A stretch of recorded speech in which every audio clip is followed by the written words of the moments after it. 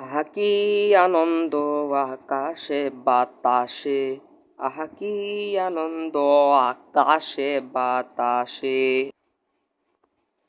এই, তোকে না বলেছিলাম একটা কাজ করতে? কাজটা করেছিস? মানে অ্যাকচুয়ালি স্যার, মানে বলতে গেলে চুপ কর মাথা মোটা। সারাদিন তো কোনো কাজ করিস না, আরো মাস শেষে বেতন নিতে আসস। যা, কাজ কর। ধ্যাৎ, সারাদিন শুধু কাজ আর কাজ, ভালো লাগে না। এই শালার পুতের কিছু একটা করতে হইব। আমি এখানে কাজ করছি আর ও এখানে বসে বসে আরাম করছে।